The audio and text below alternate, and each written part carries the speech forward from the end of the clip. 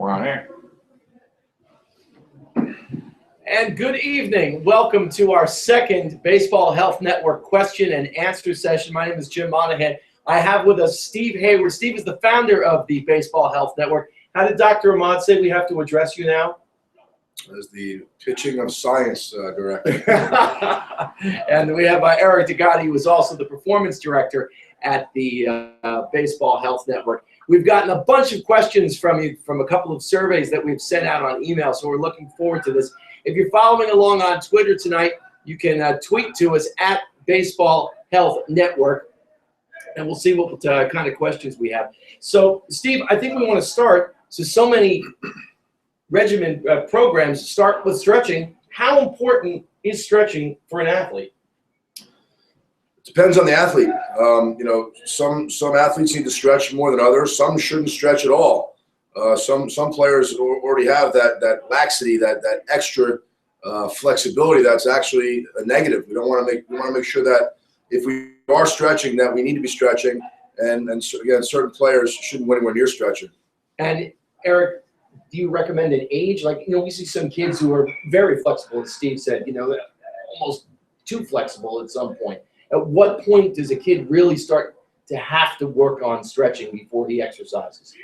Well, it's really relative to the individual, as our science of pitching director has brought up so well.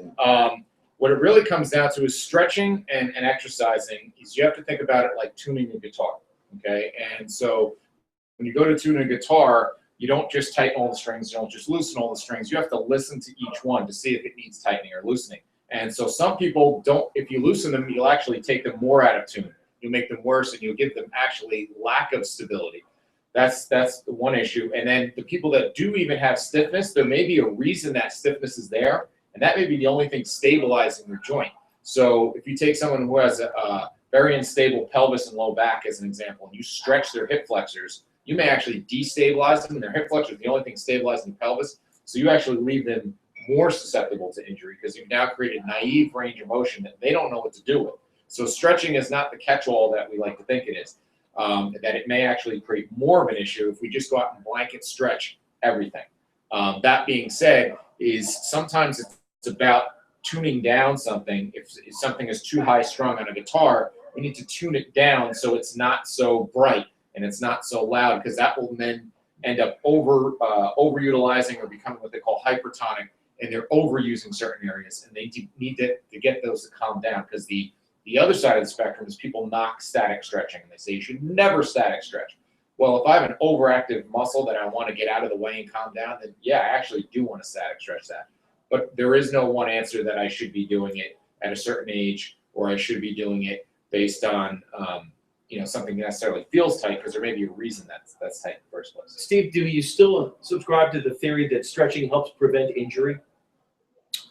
I think warming up properly is much better for preventing injury. Getting your muscles kind of active, getting your muscles moving, getting them, throwing is a form of stretching. When you're throwing at a low intensity, it's a form of stretching. So again, to warm up the muscle over stretching, and Eric talks about it all the time, sometimes when you get that tightness in your muscle and you stretch it, that actually becomes tighter.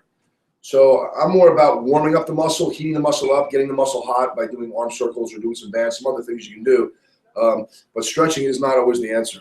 And do you think dynamic is better as opposed? We talked about static just a few moments ago. Is it better to start with dynamic?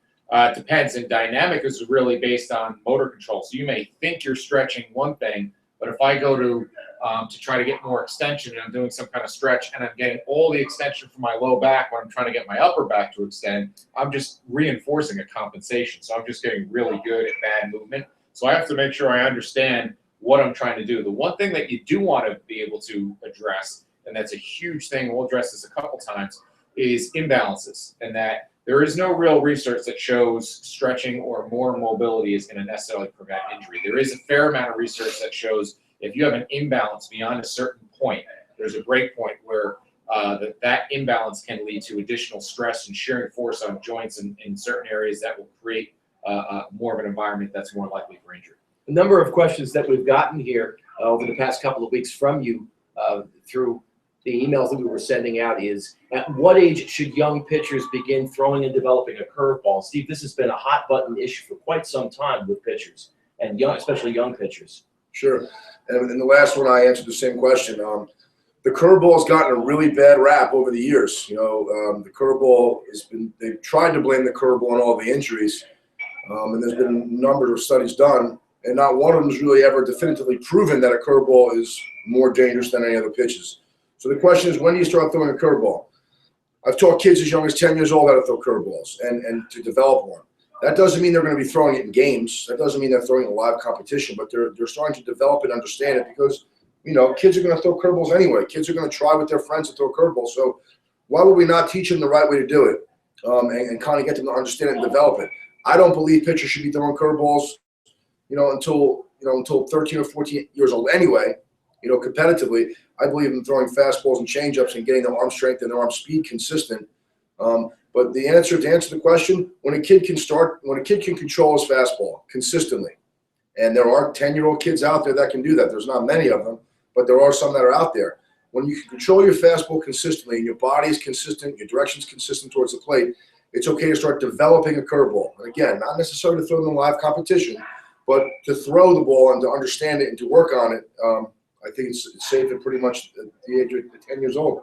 We talk about throwing a lot here at the Baseball Health Network. Eric, what's the best way? Here's another email question. What's the best way to protect my son's arm other than pitch count and not playing all year?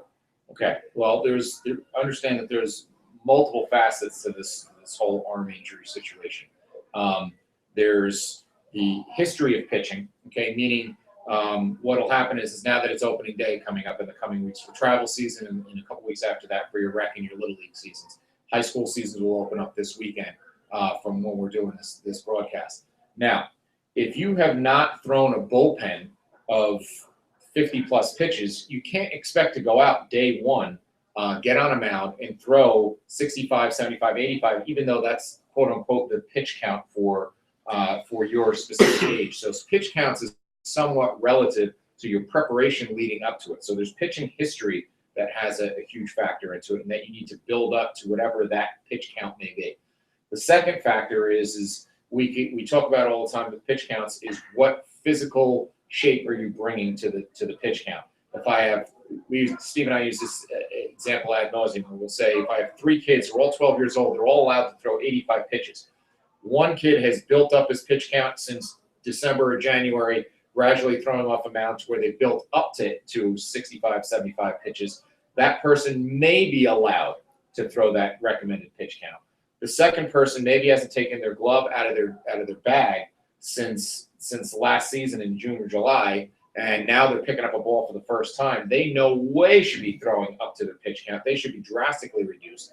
And then you have a third kid who plays and pitches year-round almost, where they go from February, March, all the way through to almost November. They actually have to pare their pitch count down quite a bit. So those are some factors that need to go into it is what physical preparedness you're coming in with it, what your pitching history is coming into it. And then there are other factors in terms of your movement ability. And then the last, but not least, is what do your pitching mechanics look like? We go back to the curveball. Any pitch thrown improperly with bad mechanics can put additional stress on your arm. So it's not so much the pitch or the count, it's who's throwing it and when they're throwing it in what situation. Another question that we got via email, this one from Victor. What's a good warm-up? And Steve, I'll start with you on this. What's a good warm-up routine for pitchers before they start a game? And then, Eric, I'll go to you for a follow-up on that. I mean, something I always did, I always went out and started to run a little bit. I would jog a little bit just to get my core temperature up, especially here in the Northeast where it's cold in April. So, we have to make sure that we get our bodies warmed up before we can start doing anything. So I would run some, jog a little bit, some poles. I'd run some sprints. I would do some plyometric exercises, try to kind of engage my fast twitch muscles. And I was big on bands, using the bands, arm circles if I didn't have bands. But just to kind of get my body, like I said earlier, to get my body, my muscles hot, get them warmed up, get everything burning and functioning before I can start to throw.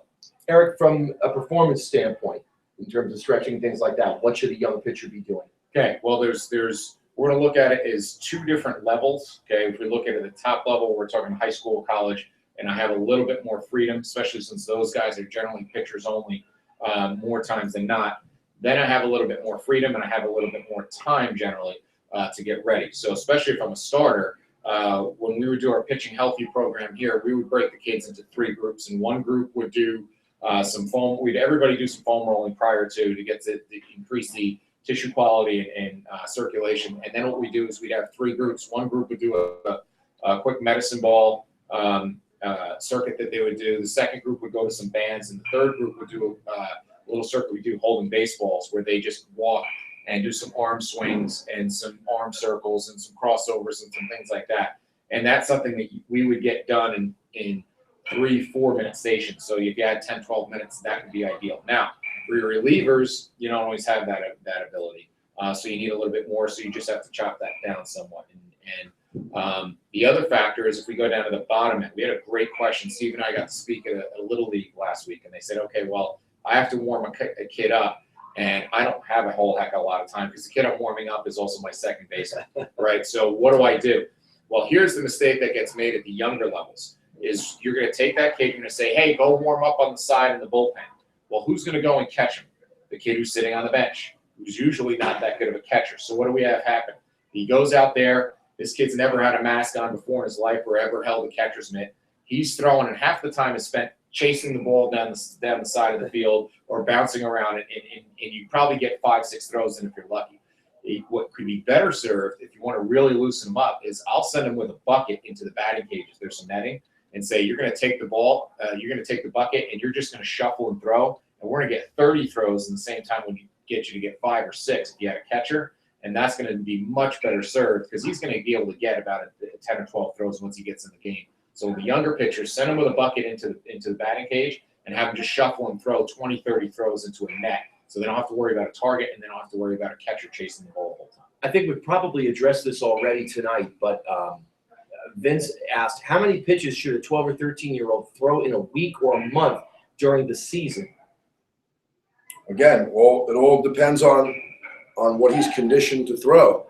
You know, if it's coming in the spring season, and like we said earlier, if he hasn't thrown a bullpen yet, you know, or he's throwing a bullpen where he's throwing 25, 35 pitches at, 50, 60% intensity level, then you should probably throw 25 pitches max in a game. You know, we have to make sure that we are throwing, up to 3 to 5 bullpens as close to game intensity as we can before we actually pitch in a game. You know, most kids will go out there and throw bullpens and they'll throw 70, 80% nice and easy. I hear it all the time, nice and easy. And then when you get a batter in there and it's 44 degrees out, now you're trying to go full throttle. So it all depends on what the pitcher's conditioned for. You can't just use the pitch count that's given to you by the league because the league's not taking into consideration the things that we talked about earlier. So the number of pitches, again, is based on what he's conditioned to do. And then the second part of his question, if there is a pitch limit, let's use 85 for a 12-year-old kid. If there is a pitch limit of 85 during that game, does that factor into what he's doing else, through the rest of the week as well? That number, that 85, or what should he be doing throwing-wise during the week? Well, here's a couple challenges that you have with it. Understand that the 85 mark was created by Dr. Andrews as part of the pitch mark process, and that is his best educated guess. That is not an exact number that there's a ton of research to back up. So that is a very good educated guess. And so that's the first challenge, is understand that all of this is kind of hoping and crossing our fingers that should be the amount. And we don't know if that's the exact amount that should be right. The other factor you don't know is, are they playing on multiple teams? And in the day and age that we have now with baseball, and I know there's a question that I like that I want to address that talks about why are numbers down in baseball. Well, with the numbers being down, the kids who play travel are also being forced to also join the rec leagues or the little leagues. Now automatically you're on 2 teams. And so you don't know what's going on when they're playing on their other teams, and unless you're a heads-up coach that's going to ask the parents that, and the parents are aware enough to even know to answer that, we have a problem there because now they're doubling up their efforts. And then on top of that, even if they are aware of it, if they are a pitcher that also goes and catches, that increases their injury risk significantly. And also, what other positions are they playing? Are they playing in right field where they may make 1 or 2 throws a game? Are they playing at third base? I had a situation where my son was on an all-star team, and there was a kid whose arm was just hanging off. And finally, the coach had enough wherewithal to take him out. But then he moved him to third base. He had give him the hardest throw on the diamond. And so we need to also be aware of where else are they going. So that's a huge factor in terms of what else they're doing is a big factor that people don't think about. I think Eric's brought up the Baseball Health Network has really started in response to a lot of serious arm injuries that we were seeing at all levels of baseball, from youth through high school, through college, and into the pros. Tommy John injuries specifically, that rapid increase in surgeries. But it's not just pitchers who are having these injuries. We're seeing that with a lot of players all over the field, including a lot of infielders. Eric just made that reference to making that long throw from third across the diamond, shortstops as well. Yeah. 3 of the last 5 guys that I've rehabbed from Tommy John surgery are catchers and high school kids. And Dr. Andrews had said he's dealing so much with high school pitchers. That's the biggest group of players that are sustaining these Tommy John injuries. And, it's happening because of what's going on at the lower levels, the youth levels, the 10, 11, 12, 13, 14. Those are the ages where the damage is being done. They're finally blowing up when they get into high school, but the damage is starting at the youth levels, ages 10 to 14. So we have to really make sure that we're building these kids' arms up the right way. And to go back to that question, what's one way that we can kind of build up his pitch count? Well, if a kid has an 85 pitch count and there's no way he can get near that because he's not conditioned for it, if he throws his 25 or 35 pitches in the game, we can always take that kid out of the game and send him down with another coach down to the bullpen where he can throw another 25 or 30 pitches at a lower intensity level in a controlled environment so we can start to build up his pitch count during the season. But again, these injuries are going to continue happening because we have too many kids that are out there trying to pitch their way into shape instead of getting themselves in shape to pitch. And maybe this next question here kind of addresses that. Jack wants to know, what's the best way to keep younger players from getting hurt? Now, obviously, that's a very, very broad question. Yeah, we have a couple videos that address just that, and that the big issue that Steve and I kind of came together on years ago is that kids are just not athletic enough. They're just weak and they're unathletic. And whether it's we look at things as simple as we have a video about your ability to do a push-up, a simple push-up from the floor, or the fact that they have very poor single leg balance and they can barely hold themselves up. So that changes a lot of different factors. As soon as they lift their leg up to go and throw, if that down leg, that plant leg is not sturdy, well, it's a guessing game where their arm slot's going to be and where they're going to throw the ball from. So not only are they going to have very poor consistency, which is going to up their pitch count, but they're putting different stresses on their arm because their arm slot changes every single time. So the chance of them having good mechanics all falls to the wayside because they don't even have a good foundation because they don't have single leg balance, and that goes back to just general strength and athleticism. And that's one of the things, like, when they talk about balance, I was always told that when I was younger that balance is when you pick your leg up and you hold your leg and you'll be able to hold your leg. I think balance is exactly what Eric's talking about. When you watch guys pick up their front leg, you'll see their back foot wobbling. You'll see their big toe off the ground, the weight's back on their heel. When you see most major league guys pitch, when they pick that front leg up, that back foot is stable. So they're going to be more consistent towards the plate. So that's one of the things you want to watch for and look out for if you're a coach or a parent. When your kid pitches, is his back foot in a good position? Is the weight on the inside of his foot ready to go forward, or is he wobbling on the outside back of his foot? Let's talk a little bit about about some throwing stuff here. If throwing is allowed, then what type? Soft toss versus long toss, flat ground versus mound work. Can you talk about the process involved with that, Steve? Again, it depends on how you feel. So, if it's my first throwing day, then I'm not going to really throw the ball that hard. I might, try to heat up a bit, but I want to kind of build up to the high velocity throws. When you throw the ball too fast, too soon, you end up getting some type of impingement, some type of inflammation, tendonitis, what have you. But when you go out to throw, if you're throwing, 5, 10 times, and you go out and you throw, you might tell yourself, I'm going to throw the ball hard today. I'm going to throw a bullpen. I'm going to throw the ball pretty hard today. But as you start throwing, you feel that your arm's not going to allow that to happen. So you can do one of two things. You can say, okay, I'm going to do it anyway, and something I would have done as a kid. I'm going to throw the ball hard anyway and see what happens. Or you can take that hard throwing day off that day. You can, get more reps in at a lower intensity level, and then maybe the next day or the day after, see what your arm feels like. But if your arm doesn't feel good, then you really shouldn't step on the gas. You should be doing more of a jog when you're throwing than a sprint. But any days that your arm feels good, throw the ball hard. That doesn't mean throwing the ball hard 60 throws in a row. That means throwing the ball, 4 or 5 times, 60, 70, 80%. And you pump 3 or 4, and you test it out. And you go back to throwing 80% again, and you pump 3 or 4 more. And you see how your body responds to it. So we have to build up to the velocity, but you have to do it in a way where you're not forcing the velocity on your arm, so your arm's going to come up with some type of discomfort.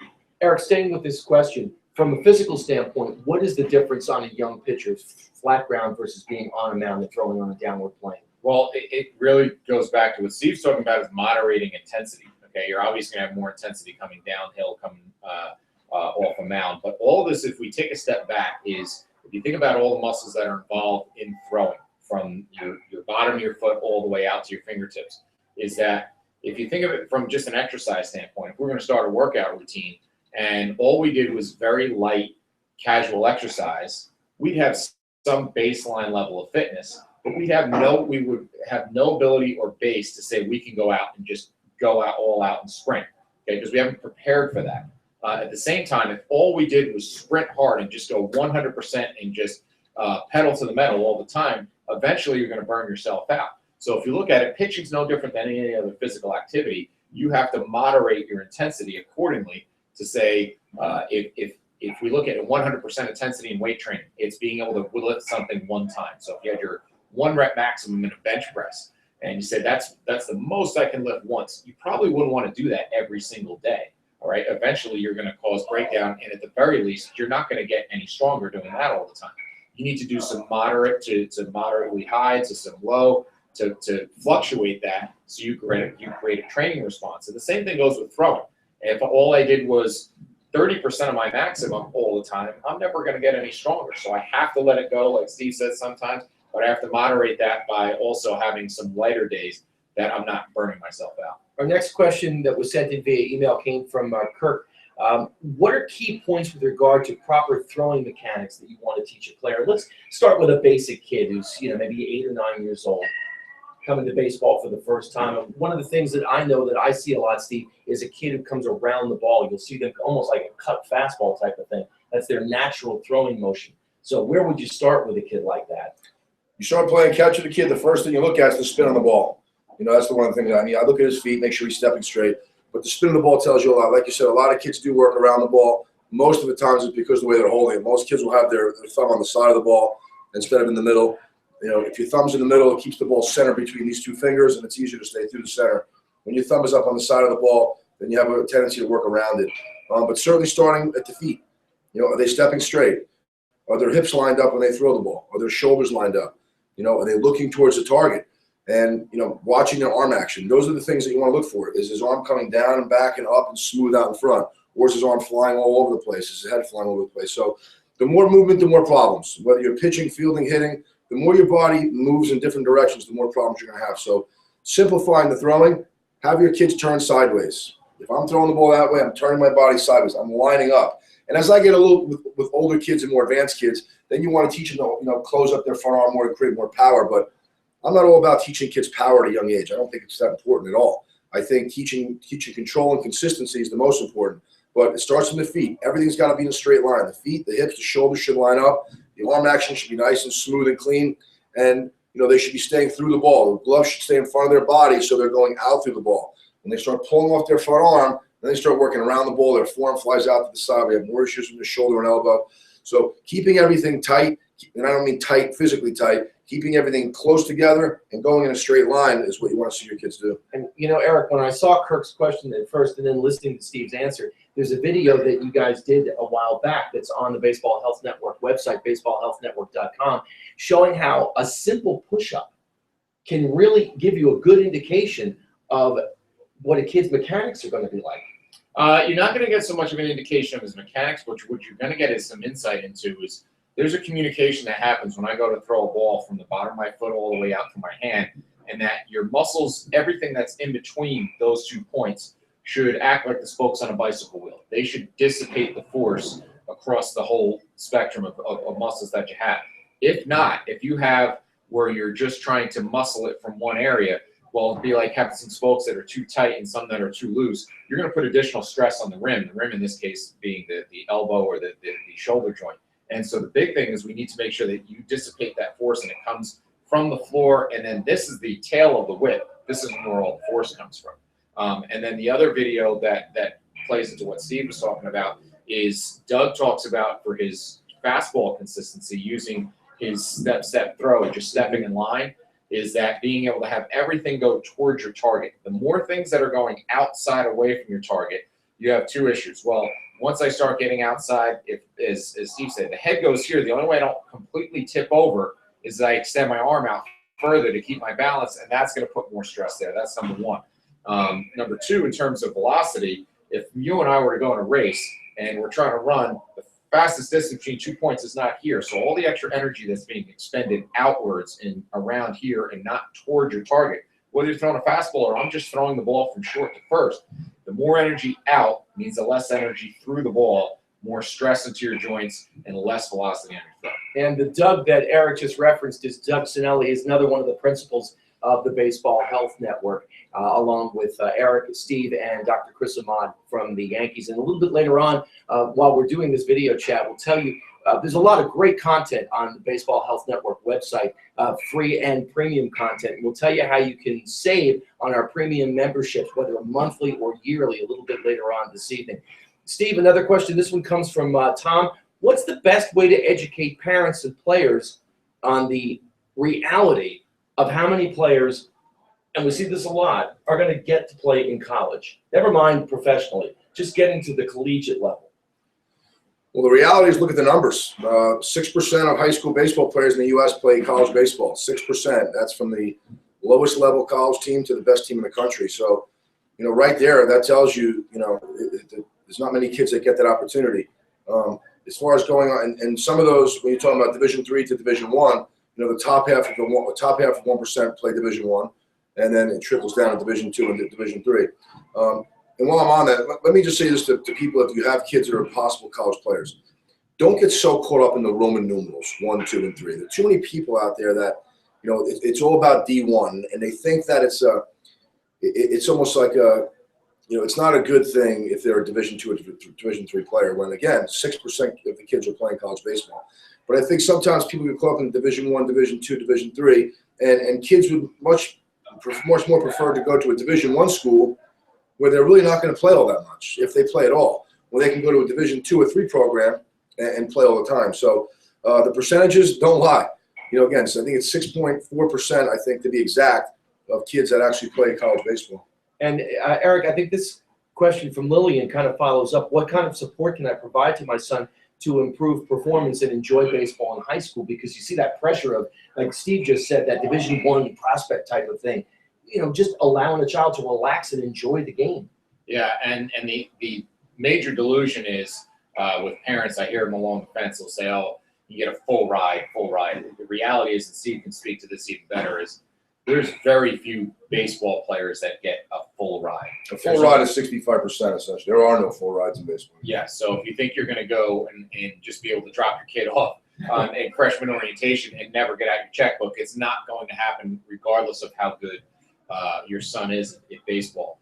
And then in terms of just enjoying the process, understanding that there's so many dynamics that go into what's going to happen from freshman all the way to senior year. And this happens in any sport. And I've had to have this discussion with athletes from many sports, is sometimes you're just born the wrong year. And that may mean that you were the best catcher in your little league all the way growing up. And then all of a sudden you get to school and there's a catcher who's lights out, who's in front of you. And he happens to be your year. And now it's senior year, and it's either you find another position or you don't play. And if you were the year before or the year after, you might have had a totally different career. And so that's another thing to factor in. That's a huge factor when you go on to look at colleges, is you have to pick the program that's right for you. Is that you may love the allure of a certain school, but if your position is a position where they're 4 deep and everybody in front of you is only a year older than you, you may spend a good bulk of your time just sitting on the bench. And Steve, Daniel came up with a question that kind of builds on this. When someone's obviously gifted in one part of the game, let's use pitching as an example, Dan says, at an early age, let's consider 14 or so, and he's already specializing. Daniel asks, how do I keep him healthy and also find time to bolster the other areas of his game?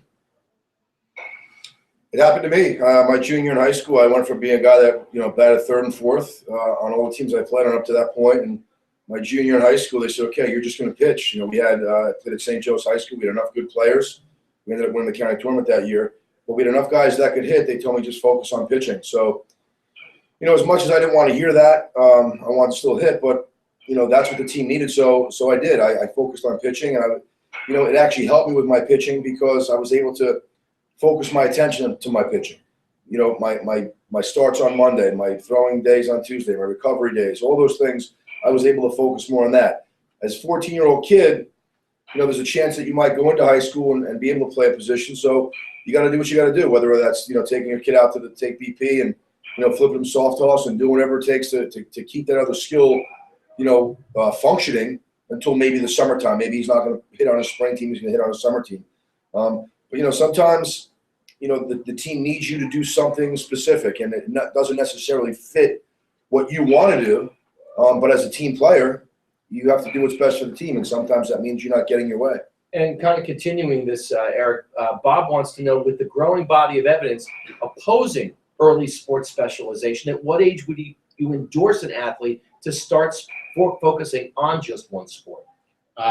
In high school, I try to avoid specialization as much as possible, and understand that specialization may mean that you can still have baseball as your primary sport. Okay, that doesn't mean you can't play basketball just for the experience of the high school experience. You could play that even at a JV level, or play other sports, as long as the coach is willing to allow that to happen, and it's not going to take away from it. And understand with baseball is unique in that you're only going to have one relatively short season of high school baseball, and the rest of it is going into the different travel teams and showcases and so forth. So depending on where you're at in the recruiting process, and if the recruiting process is even part of your process, if you need to specialize, there's plenty of really good high school baseball players that don't ever intend to playing a day of college baseball, so there's no reason for them to ever specialize. And so if that's not part of the reality of what your son wants to do, and that's a conversation you need to have, is to say, not only do only 6% make it, but of that 6%, how many of them actually want to play college baseball, because it's going to be a completely different experience than high school or travel ball that you're used to. And so to take away what you can derive in terms of the experience of playing another high school sport may not match up to what you're going to miss out on by just picking out one sport. A lot of our questions, again, do focus on pitching. This one comes from Pat. What's the best way to improve pitchers' performance skills while also maintaining arm and total body health, Steve? To throw as much as possible. If you're primarily a pitcher, I like my guys to throw to a catcher as much as possible. If you're going to play catch and you're going to throw that day, why spend most of that throwing to a kid standing up and hitting him chest high when you can throw to a catcher? Whether it's flat ground, whether it's from a shuffle, whether it's off the mound. But if you're a pitcher, you got to work on your craft. That means throwing to a catcher. And even better, if you can have someone standing in the batter's box, not to swing the bat, but to stand in there for a visual. Let's face it, the most of the times when kids pitch and there's a batter in there, it's a game situation. How often do we have our kids in practice throwing with a batter standing in there? So if you want to become a better pitcher, you got to throw to a catcher. You got to work on your stuff. Even if you're throwing to a catcher who's another pitcher and you're working on your curveball and you're working on your changeup and getting a feel for your pitches, but you have to do something every day that is going to make you a better pitcher. Like I just said, if it means throwing, your changeup didn't work to start before, you get a catcher and basically you're doing the step throw, the shuffle throw, and you're throwing 30 changeups in a row. You're working on getting a feel for whatever your changeup is. So you got to work on your pitches and you got to throw to a catcher as often as possible. I think both of you will actually work with the sons of this next person who sent in the question here, Marcel, who asked, is there really such a thing as perfect throwing mechanics? And if so, is it actually teachable? There's perfect for each individual, but there is no such thing as perfect for everyone, because everybody's dynamics are completely different. And then you also have to understand that those mechanics are going to be slightly different depending on where they are in their baseball maturity and where they are in terms of their physical or athletic maturity. And sometimes it's the mechanical inefficiencies that make somebody effective. So, there are no perfect mechanics. There are certain consistencies that you'd like to have in your pitchers, like I talked about before, the back foot, control of your back foot, your direction towards the plate, staying through the ball, maintaining your upper body, maintaining your posture towards the plate. There's certain things that you'd like to see in every pitcher. How they get to that is their own individual style, and to try to clone pitchers and turn them into robots is irresponsible. Well, I used to do it this way. Well, I'm not that kid. So, again, sometimes you'll see a kid, and it happens all the time where parents will say, my son throws sidearm, he throws some out here. Well, first of all, that's not sidearm, that's low 3/4. And I want to get him up here. I want him to throw over the top. And it's like, well, why do you want to do that? Does he not throw strikes? No, he throws strikes. Does he get people out? Yeah, he gets people out ground balls all the time. So why would you want to change that? So making sure that we're giving each kid what they need is the key to being a good pitching coach. And again, sometimes there's certain things that you wouldn't necessarily teach a kid to do, but the kid does it, and as a result of that, he gains some benefit, whether it's sync on his pitches or movement, whatever it is. So again, sometimes the mechanical inefficiencies make somebody effective. Our next question is from Corey, and again, I believe you guys have both worked with his son. His son is actually a catcher. How many days per week should I use my long toss program? I mean, it depends on what your long toss program is. If you're talking about should you long toss every day, I watch catchers long toss every day, and to me, it's 127 feet 3 inches from home plate to the center of second base. So, if he's throwing at 150 feet, to me that's long tossing, just like a pitcher. We pitch 60 foot 6 inches. So anything over, and this is a Leo Mazzone quote, anything over 60 foot 6 inches is long toss. Is your long toss program say you have to throw this many balls as hard as you can? Should you long toss every day? Yeah, I think if your arm feels good, it's always good to go stretch it out a little bit. What distance that is going to be, you're not going to know until you start throwing that day. Because you might have a plan, like I said earlier, of throwing the ball 300 feet, and as you start throwing, you can tell that your arm's not agreeing with you. So, do what you can according to how you feel. That is the key. I said to Jim earlier today, a lot of the stuff we're talking about, like in my head, is common sense, but common sense isn't common practice. So, if you pay attention to the way your arm feels, your arm will let you know what it's capable of doing that day. So when you're going to go through, I guess, your long toss program, pay attention to how you feel. You may have to alter it. You may be able to do it. How many days a week should you do it? Well, I wouldn't throw the ball as hard as I could every single day. If that's the question you're asking. But, monitoring how you feel is going to dictate what you should do when you're throwing. We have a question from Joe in Paramus. Joe is a coach in the PBI Baseball League. If I'm not mistaken, he has 10-year-olds. So he wants to know, what are the medical recommendations on post-throwing arm care? So let's say, a pitcher who's just hit his pitch count and he's done for the day and he's not going to pitch for another couple of days. What should he do? We always joke in our community about if you can find whatever you're looking for in research, okay, that'll agree with you, okay? And what that means is if I'm really someone who's a big proponent of icing, I can find tons of articles on icing that'll show you the benefits of the anti-inflammatory responses that you can get from icing and so forth. But if I'm a proponent of heat, I can find just as many articles to match it.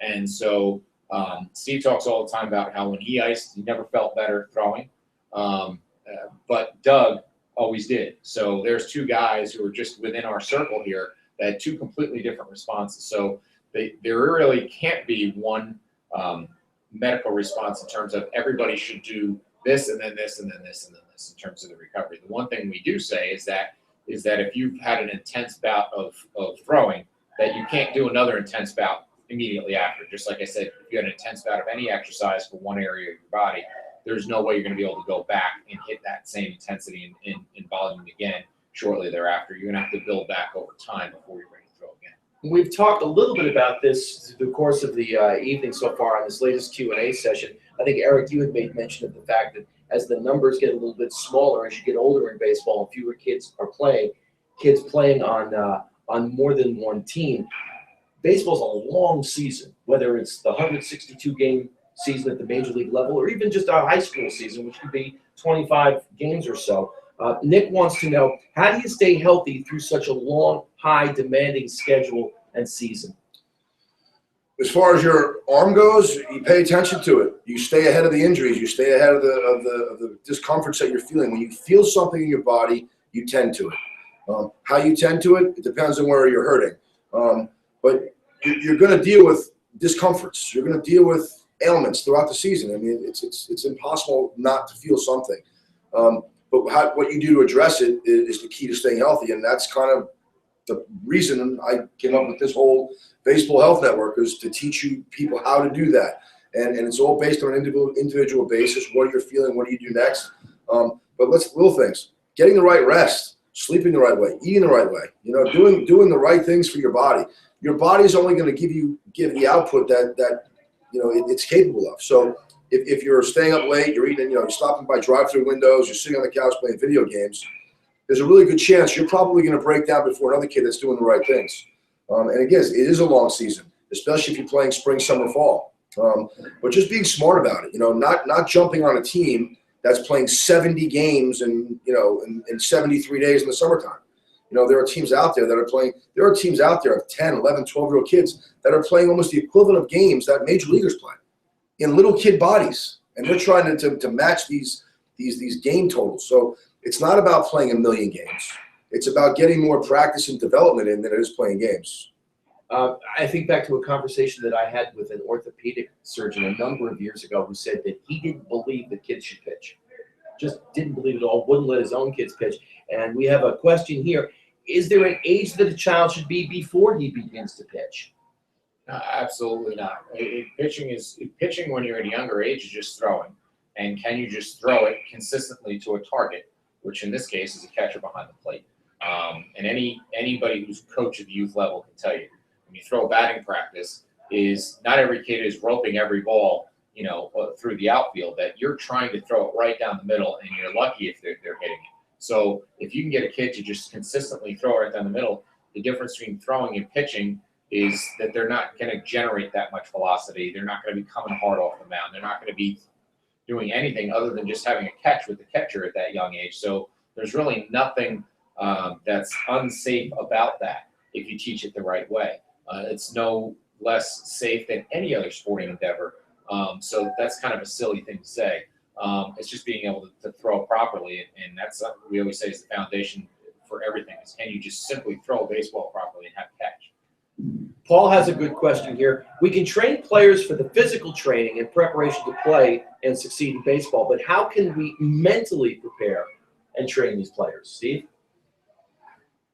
Well, their mental status comes from their everyday life, their home life, their life with their friends. There are so many kids that come in here that are good players that have no confidence in their ability.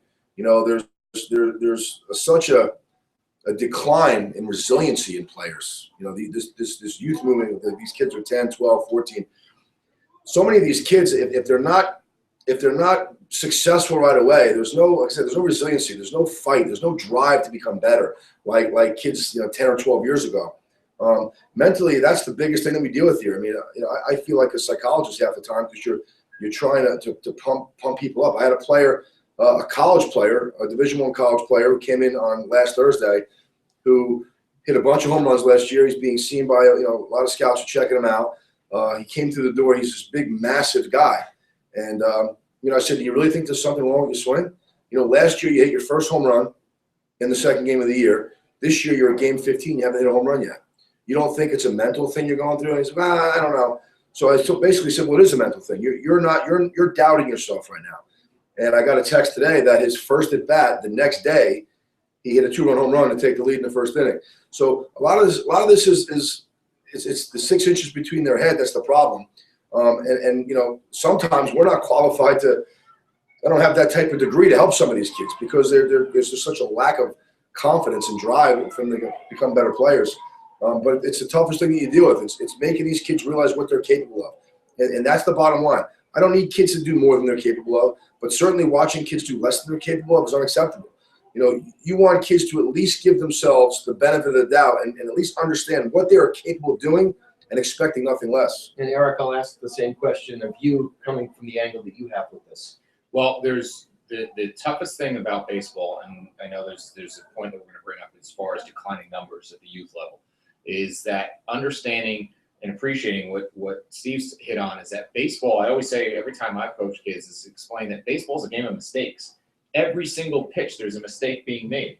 If I get a hit off of you, then, well, you threw the wrong pitch, you made a mistake. And if I swing and miss, then I made a mistake. And every single pitch there's a mistake being made. And you can, strike out 7 out of 10 times and still make it to the Hall of Fame. So there's so much rejection that can come with that they can carry from one out bat to the next, or going from one out bat to going out to the field.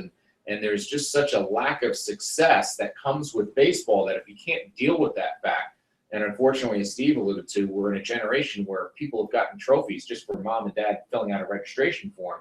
Now to go out and be unsuccessful a huge portion of the time is a tough thing for kids to deal with.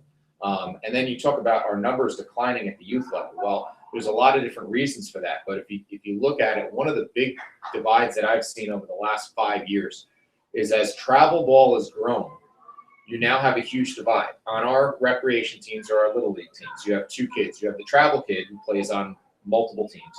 And then you have the recreation kid whose mom or dad signed him up. And what they're going to get thrown into is a rec league that plays 15 to 17 games, or a little league that plays 15 to 17 games. I know as someone who coaches these still, I'll maybe, if I'm lucky because of weather, get 1 or 2 practices beforehand.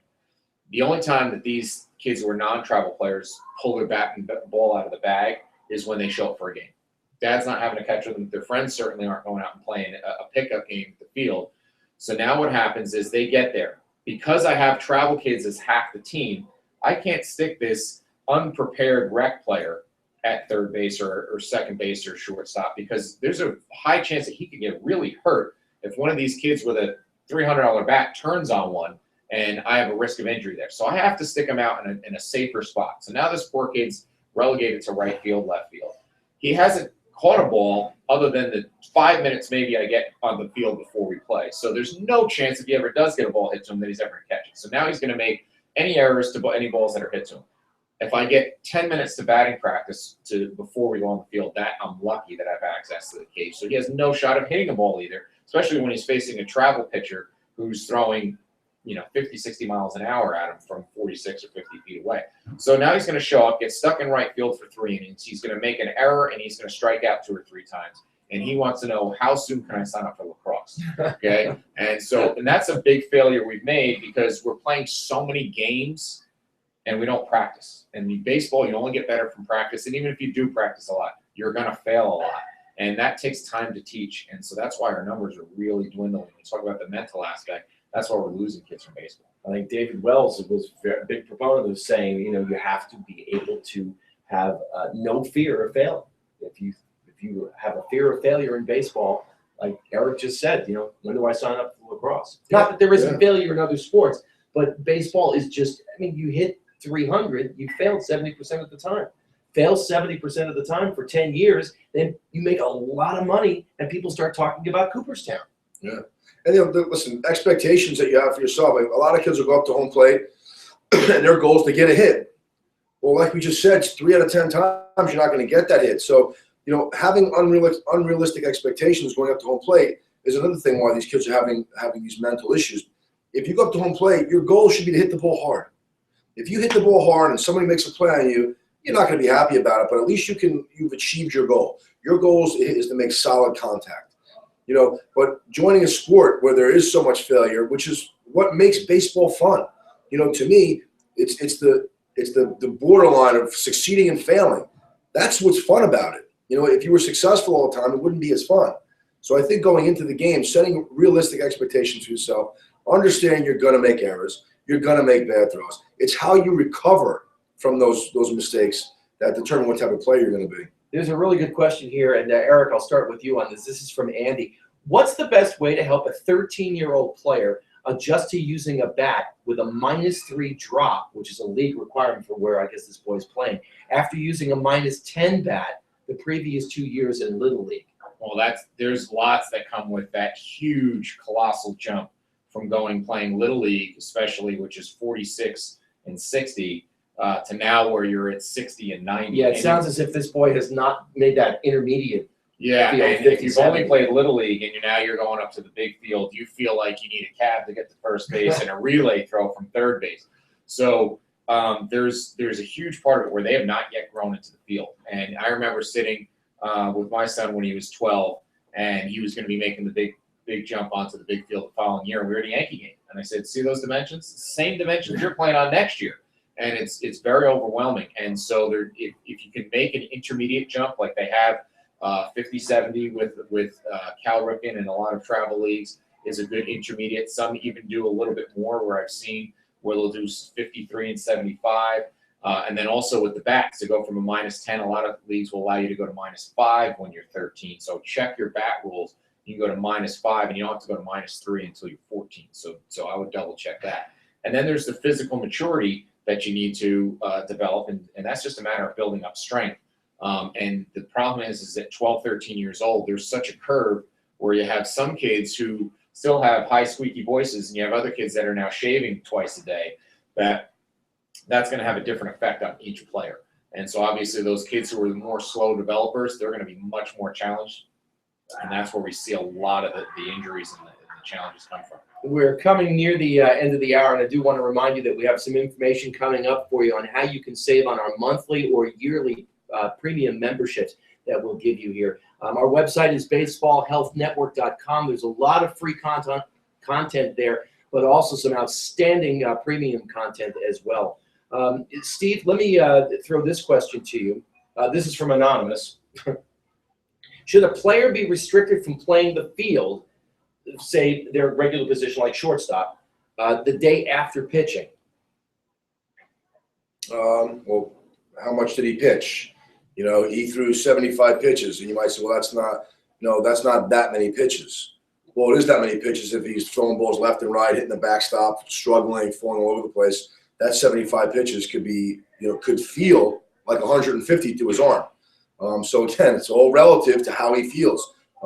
I have no issue with it. I know it's a big subject, and if a kid throws 100 pitches, that he shouldn't play a position the next game. But I mean, think about it. I mean, number one, is the kid conditioned for it?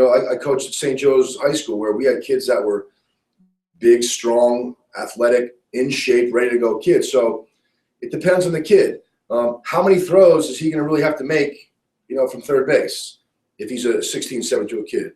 Like Eric was talking about before, if he's a 14-year-old kid and he threw that many pitches and he's kind of a physically weak kid, well, it might be a different story. So it's kind of a hard question to answer. I don't know how many pitches he's thrown. I don't know what his arm feels like the next day.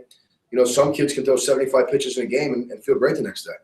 I mean, I've done that plenty of times as a young kid. So if his arm doesn't feel right, well, then clearly he shouldn't play a position. If his arm feels okay, then I don't see a problem with it.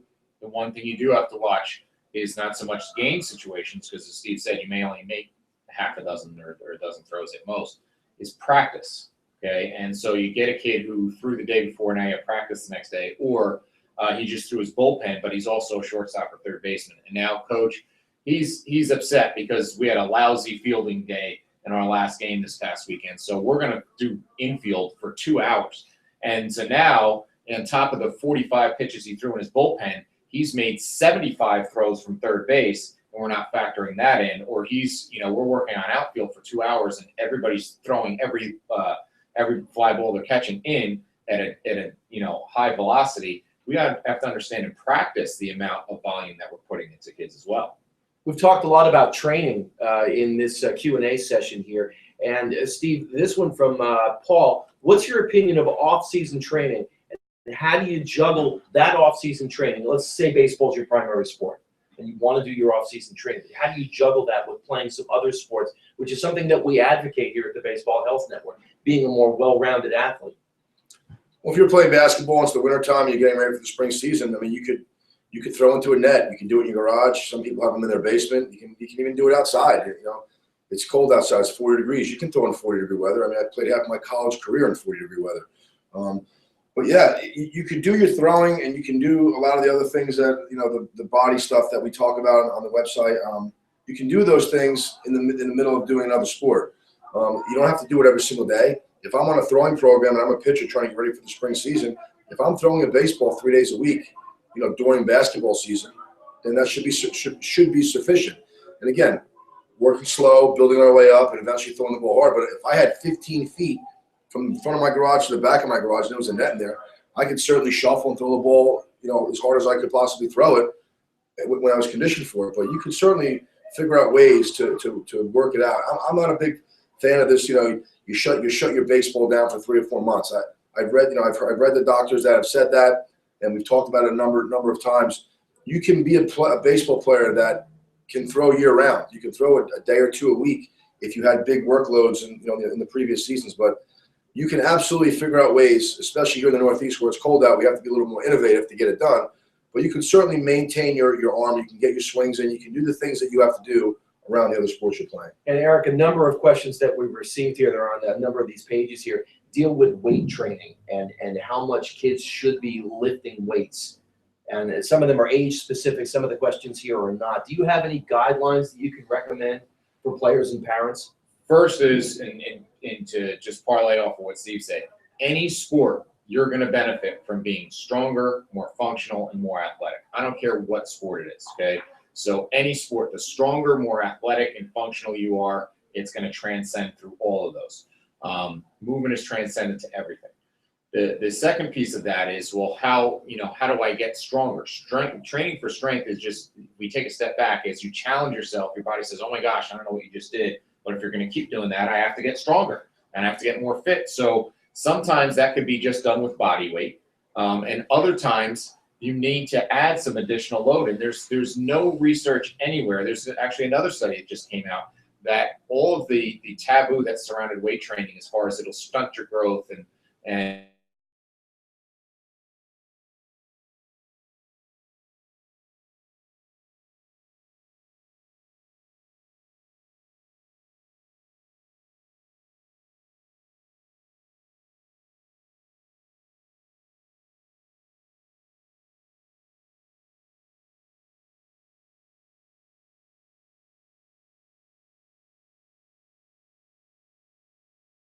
whatever you're going to do, it's going to transcend.